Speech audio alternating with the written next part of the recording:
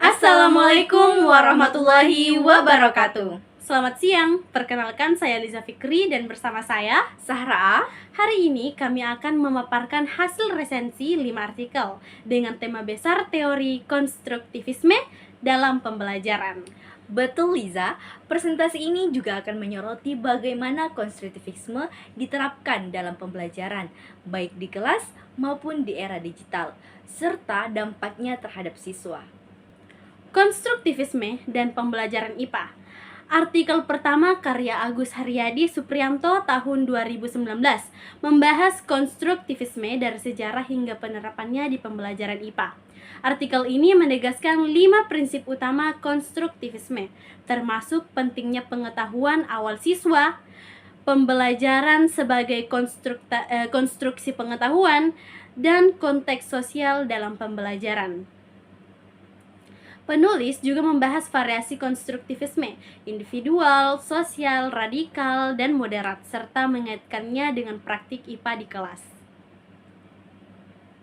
Meskipun artikel ini seperti teori dan analisis kritis, penulis menekankan bahwa penerapan konstruktivisme di lapangan masih terbatas. Guru sering memahami konstruktivisme hanya sebagai jargon kurikulum, sehingga diperlukan pelatihan dan forum diskusi untuk meningkatkan kompetensi guru.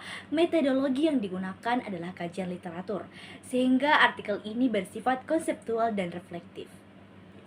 Artikel kedua, penerapan konstruktivisme di SD oleh Fatur Rahman dan Rian Dwi Puspita 2025 menyoroti penerapan konstruktivisme dalam pembelajaran pendidikan Pancasila di kelas 4 SDN 18 Dodo.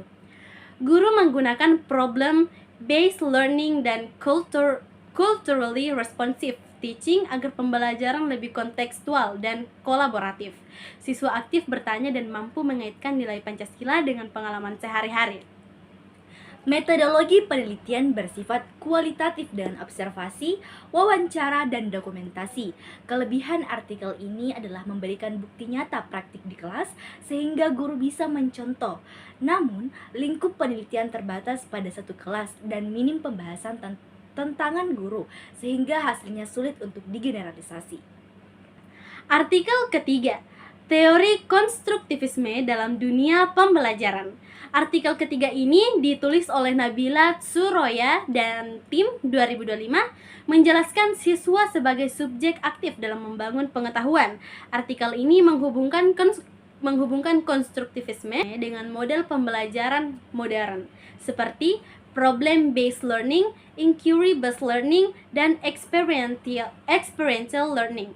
Hal ini membuat pembelajaran relevan dengan kurikulum merdeka karena menekankan kemandirian, kreativitas, dan kolaborasi. Kelebihan artikel ini adalah lengkap dan aplikatif secara konseptual, tapi kelemahannya adalah tidak menyeratakan data empiris lapangan, sehingga efektivitas penerapan konstruktivisme tidak diuji secara langsung. Artikel keempat, konstruktivisme di era digital.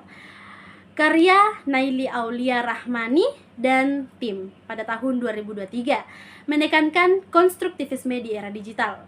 Prinsip konstruktivisme digunakan untuk mengembangkan berpikir kritis, literasi digital, dan kolaborasi siswa. Artikel ini mengaitkan teori dan praktik modern seperti pembelajaran berbasis masalah dan kolaboratif di dunia digital.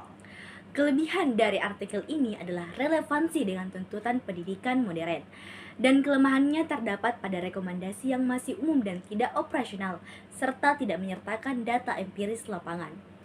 Artikel kelima, konstruktivisme sosial Vygotsky dan peran orang tua. Artikel ini ditulis oleh Aritias Pancaretnaningsih pada tahun 2024 menekankan konstruktivisme sosial Vygotsky, khususnya konsep zona perkembangan proksimal. Artikel ini menyoroti kurangnya peran orang tua dalam pendidikan moral anak di Indonesia yang menyebabkan interaksi sosial anak jadi minim. Analisis artikel ini bersifat literatur sehingga tidak ada data empiris lapangan. Kelebihannya adalah mengaitkan teori dengan fenomena sosial nyata dan menekankan pentingnya kolaborasi antar orang tua dan sekolah. Kelemahannya adalah kurangnya contoh praktis yang bisa langsung diterapkan di lapangan.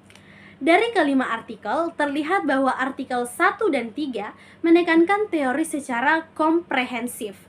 Artikel 2 dan 5 menekankan praktik nyata di kelas dan konteks sosial, sedangkan artikel 4 menyoroti penerapan konstruktivisme di era digital. Kesamaan semua artikel adalah fokus pada siswa sebagai membangun pengetahuan aktif, pentingnya interaksi sosial, pengalaman belajar, dan peran guru atau fasilitator. Perbedaannya terletak pada jenis data. Beberapa berbasis literatur, beberapa menampilkan data empiris di lapangan. Kesimpulannya, konstruktivisme tetap relevan sebagai paradigma belajar yang menekankan keterlibatan aktif siswa berpikir kritis, kolaborasi, dan pembelajaran bermakna. Implementasinya membutuhkan dukungan guru, orang tua, dan sistem pendidikan yang fleksibel.